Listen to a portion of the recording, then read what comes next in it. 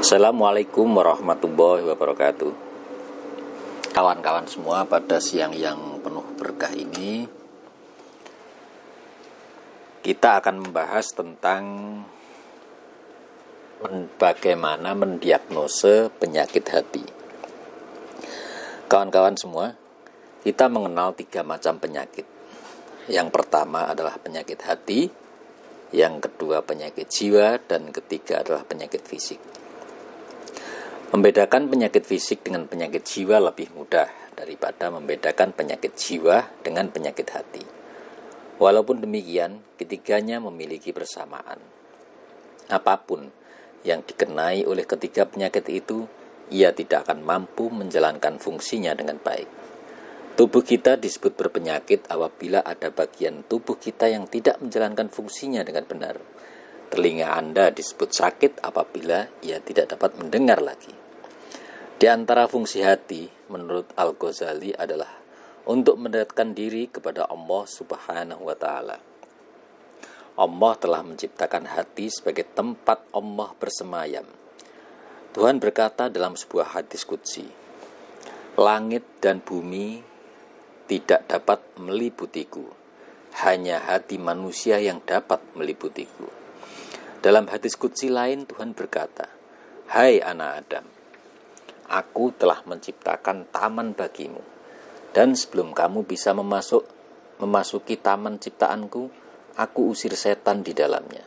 Dan di dalam dirimu ada hati, yang seharusnya menjadi taman yang engkau sediakan bagiku," atau Allah.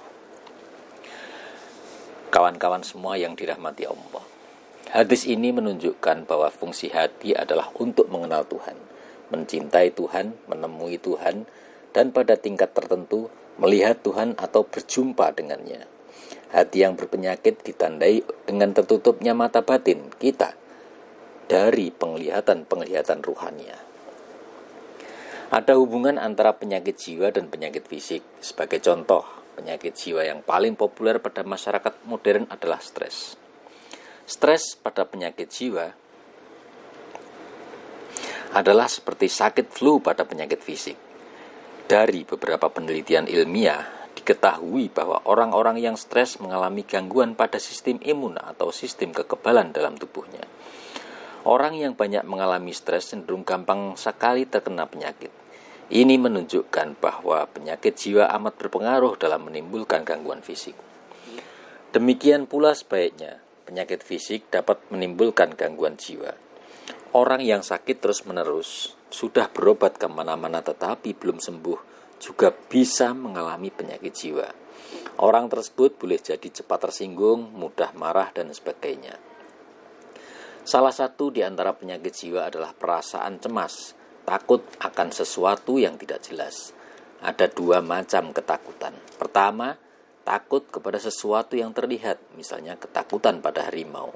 Kedua, takut kepada sesuatu yang abstrak, umpamanya seorang istri yang takut suaminya akan berbuat macam-macam. Sang istri membayangkan sesuatu yang bersumber dari imajinnya sendiri. Ini berarti istri tersebut mengalami gangguan psikologis. Ada juga orang yang merasa bahwa semua orang di sekitarnya tidak suka kepada dia, dan mereka semua bermaksud mencelakakannya. Dia selalu dibayangi ketakutan seperti itu. Para psikolog menyebut ketakutan seperti ini sebagai anxiety. Penyakit hati menimbulkan gangguan psikologis, dan gangguan psikologis berpengaruh pada kesehatan fisik. Contoh penyakit hati adalah dengki, iri hati, dendam kepada orang lain. Dendam adalah rasa marah yang kita simpan jauh di dalam hati kita sehingga menggerogoti hati kita. Akibat dari menyimpan dendam, kita akan mengalami stres berkepanjangan. Adapun akibat dari iri hati ialah kehilangan perasaan tentram. Orang yang iri hati tidak bisa menikmati kehidupan yang normal karena hatinya tidak pernah bisa tenang sebelum melihat orang lain mengalami kesulitan. Dia melakukan berbagai hal untuk memuaskan rasa iri hatinya. Jika ia gagal, ia akan jatuh frustasi. Imam Ali radhiyallahu anhu berkata, "Tidak ada orang dolim yang mendolimi orang lain sambil sekaligus mendolimi dirinya sendiri. selain orang yang dengki. Selain menyakiti orang lain, orang yang dengki juga akan menyakiti dirinya sendiri. Ada penyakit hati yang langsung berpengaruh pada gangguan fisik. Bakhil misalnya. Bakhil adalah penyakit hati yang bersumber dari keinginan yang egoistis. Keinginan untuk menyenangkan diri secara berlebihan akan melahirkan kebakhilan. Penyakit bakhil berpengaruh langsung pada gangguan fisik. Pernah ada orang yang datang kepada Imam Ja'far. Dia mengadukan sakit yang diderita oleh seluruh anggota keluarganya yang berjumlah 10 orang. Imam Ja'far berkata dengan menyebut sabda Nabi Sallallahu Alaihi Wasallam, "Sembuhkanlah orang-orang yang sakit di antara kamu dengan banyak bersedekah." Dalam hadis lain disebutkan, di antara ciri-ciri orang yang bakhil adalah banyak penyakitnya. Tanda-tanda penyakit hati. Pertama, kehilangan cinta yang tulus. Orang yang mengidap penyakit hati tidak akan bisa mencintai orang lain dengan benar. Dia tidak mampu mencintai keluarganya dengan ikhlas. Orang seperti itu agak sulit untuk mencintai Nabi, apalagi mencintai Allah yang lebih abstrak. Karena ia tidak bisa mencintai dengan tulus, dia juga tidak akan mendapatkan cinta yang tulus dari orang lain. Sekiranya ada yang mencintainya dengan tulus, ia akan curiga akan kecintaan itu. Dalam kitab Matsnawi, Jalaluddin Rumi mengisahkan suatu negeri yang mengalami kekeringan yang panjang. Orang-orang saleh dan para ulama berkumpul untuk melakukan sholat istisqa. Tetapi hujan tidak turun juga. Karena hujan tidak turun, akhirnya para pendosa pun turut berkumpul di tanah lapang. Sebagai ahli maksiat, mereka tidak tahu bagaimana cara sholat istisqa. Mereka hanya memukul genderang sambil mengucapkan puji-pujian dalam bahasa Persia yang terjemahnya berbunyi, "Titik-titik hujan sangat indah untuk para pendosa. Begitu juga kasih sayang Tuhan sangat indah untuk orang-orang yang durhaka." Mereka hanya mengulang-ulang kata-kata itu. Tiba-tiba tanpa diduga hujan turun dengan lebat. Hal ini terjadi karena orang-orang soleh berdoa dengan seluruh zikir dan tasbihnya, sementara para pendosa berdoa dengan seluruh penyesalannya. Dengan segala perasaan rendah diri di hadapan keagungan Tuhan, para pentasbih menyentuh kemahabesaran Tuhan, sementara para pendosa menyentuh kasih sayang Tuhan. Kedua, kehilangan ketentraman dan ketenangan batin. Ketiga, memiliki hati dan mata yang keras. Pengidap penyakit hati mempunyai mata yang sukar terharu dan hati yang sulit tersentuh. Keempat, kehilangan kekhusyuan beribadah.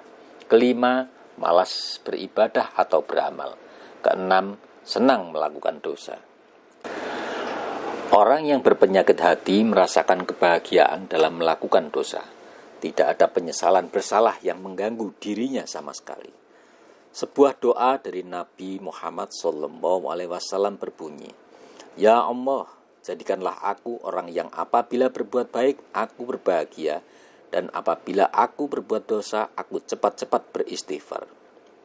Kawan-kawan semua yang dirahmati Allah Subhanahu wa Ta'ala, di antara dosa yang tidak dapat diterima oleh Allah ialah tobat orang yang tidak pernah merasa perlu untuk bertobat karena ia tidak merasa berbuat dosa.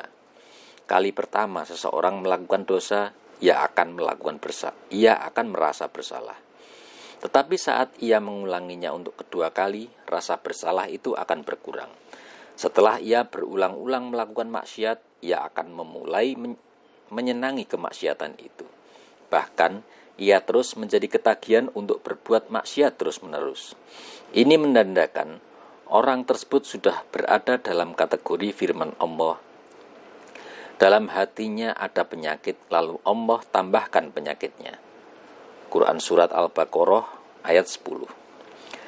Dalam kitab Ihya Ulumuddin, Al-Ghazali berbicara tentang tanda-tanda penyakit hati dan kiat-kiat untuk mengetahui penyakit hati tersebut. Ia menyebutkan sebuah doa yang isinya meminta agar kita diselamatkan dari berbagai jenis penyakit hati. "Ya Allah, aku berlindung kepadamu dari ilmu yang tidak bermanfaat, hati yang tidak khusyuk, nafsu yang tidak kenyang, mata yang tidak menangis, dan doa yang tidak diangkat." Doa yang berasal dari hadis Nabi ini menunjukkan tanda-tanda orang yang mempunyai penyakit hati. Merujuk pada doa tersebut, kita bisa menyimpulkan ciri-ciri orang yang berpenyakit hati sebagai berikut. Pertama, memiliki ilmu yang tidak bermanfaat. Ilmunya tidak berguna baginya dan tidak menjadikannya lebih dekat kepada Allah Subhanahu wa taala. Al-Qur'an menyebutkan orang yang betul-betul takut kepada Allah itu sebagai orang yang memiliki ilmu. Sesungguhnya yang takut kepada Allah di antara hamba-hambanya ialah orang yang berilmu. Quran surat Al-Fatir ayat 28. Jika ada orang yang berilmu tapi tidak takut kepada Allah, berarti dia memiliki ilmu yang tidak bermanfaat. Kedua, mempunyai hati yang tidak bisa khusyuk. Dalam menjalankan ibadah, ia tidak bisa mengkhusyukkan hatinya sehingga tidak bisa menikmati ibadahnya. Ibadahnya menjadi sebuah kegiatan rutin yang tidak mempengaruhi perilakunya sama sekali. Tanda lahiriah dari orang yang hatinya tidak khusyuk adalah matanya sulit menangis. Nabi Shallallahu Alaihi Wasallam menyebutkan sebagai jumud al-ain atau mata yang beku dan tidak bisa mencair. Di dalam Al-Quran, Allah menyebut manusia-manusia saleh sebagai mereka yang sering terempas dalam sujud dan menangis terisak-isak. Di antara sahabat-sahabat Nabi, terdapat sekelompok orang yang disebut al-bakaun, atau orang-orang yang selalu menangis karena setiap kali Nabi berkhutbah, mereka tidak bisa menahan tangisnya. Dalam sebuah riwayat, para sahabat bercerita, suatu hari Nabi Shallallahu Alaihi Wasallam menyampaikan nasihat kepada kami. Berguncanglah hati kami dan berlinanglah air mata kami. Kami lalu meminta, ya Rasulullah, seakan-akan inilah khutbahmu yang terakhir. Berilah kami tambahan wasiat. Kemudian Nabi Shallallahu Alaihi Wasallam bersabda, barang siapa di antara kalian yang hidup sepeninggalku, kalian akan banyak menyaksikan pertengkaran di antara kaum muslimin yang banyak. Dalam riwayat lain, Nabi Shallallahu Alaihi Wasallam bersabda, hal pertama yang akan dicabut dari umat ini adalah tangisan karena kekhusyuan. Ketiga, memiliki nafsu yang tidak pernah kenyang. Ia memendam ambisi yang tak pernah terpenuhi, keinginan yang terus-menerus, serta keserakahan yang tak akan terpuaskan. Adapun ciri-ciri keempat dari orang yang berpenyakit hati adalah doanya tidak diangkat dan didengar oleh Tuhan. Cara mengobati penyakit hati. Cara pertama untuk mengobati penyakit hati, menurut Al-Ghazali adalah dengan mencari guru yang mengetahui penyakit hati kita. Ketika kita datang kepada guru tersebut, kita harus datang dengan segala kepasrahan. Kita tidak boleh tersinggung jika guru itu memberitahukan penyakit hati kita. Umar bin Khattab pernah berkata, aku menghargai sahabat-sahabatku yang menunjukkan aib-aibku sebagai hadiah untukku. Seorang guru harus mencintai kita dengan tulus dan begitu pula sebaliknya. Kita harus mencintai guru kita dengan tulus. Apapun yang dikatakan guru, kita tidak menjadi marah. Kita juga harus mencari guru yang lebih sedikit penyakit hatinya daripada kita sendiri. Kedua, mendapatkan sahabat yang jujur. Sahabat adalah orang yang membenarkan, bukan yang membenar-benarkan kita. Sahabat yang baik adalah yang membetulkan kita, bukan yang menganggap apapun yang kita lakukan itu betul. Ketiga, jika sulit mendapatkan sahabat yang jujur, kita bisa mencari musuh dan mempertimbangkan ucapan-ucapan musuh tentang kita. Musuh dapat menunjukkan aib kita dengan jujur daripada sahabat kita sendiri. Keempat, memperhatikan perilaku orang lain yang buruk dan kita rasakan akibat perilaku buruk tersebut pada diri kita.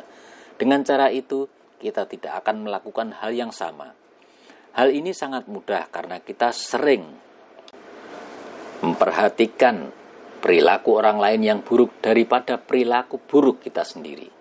Kawan-kawan semua yang dirahmati Allah Subhanahu wa ta'ala.